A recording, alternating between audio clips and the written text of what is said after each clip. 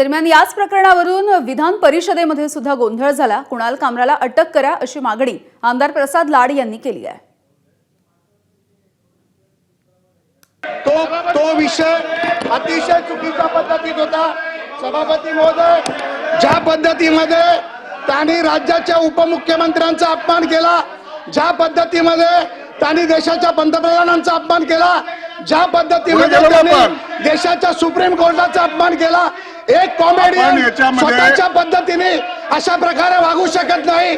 माजी सभापती महोदय, याच्यावरती स्पष्टपणे माजी सभापती दिला होता, त्याच्यावर मंत्री महोदयांनी उत्तर दिलं, त्याच्यावरती त्याला मला वाटतं शासनाची भूमिका त्यांनी मांडलेली आहे। विरोधी पक्ष नेत्यांनी हा 289 दिला होता। सभापती महोदय, कलम 120 प्रमाणे अटक करावी।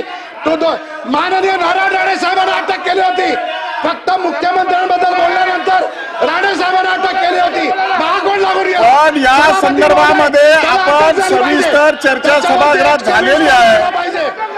मला वाटतं सभागृहामध्ये या संदर्भामध्ये सविस्तर चर्चा झाली आहे। तो 289 चा प्रस्ताव आला, त्याच्यावर मी दालनात त्याला फेटाळलेला आहे। तथापि त्यांना बोलण्याची संधी दिली। शासनाच्या वतीने उद्योग मंत्र्यांनी देखील आपलं म्हणणं मांडलेलं आहे। मला वाटतं प्रसाद लाड या संदर्भात कन्क्लूड करा, 2 मिनिटांमध्ये कन्क्लूड करा। ऑलरेडी हा प्रस्ताव झालेला आहे, बोला। सभापती महोदय, ज्या पद्धतीमध्ये त्यांनी अपमान केला, त्या अपमानाचा बदला घेतलाच गेला पाहिजे। देशाचे पंतप्रधान, सुप्रीम कोर्ट, माननीय उपमुख्यमंत्री, मुख्यमंत्री, ज्या पद्धतीमध्ये त्यांनी जे वाक्य वापरलेत त्या सभागृहात आपण बोलू शकत नाही सभापती महोदय। त्यामुळे माझी मागणी आहे, ज्या पद्धतीमध्ये राणे साहेब फक्त बोलले की मी असतो तर केलं असतं, माझ्या समोर राणे साहेबांना अटक केली आहे।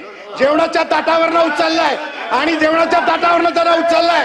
आणि हा कोण? हा फालतू कोण लागून गेला? हा फालतू कोण लागून गेला? याला 120 मध्ये अटक करा, त्याच्यावरती 227 टाका, 223 टाका।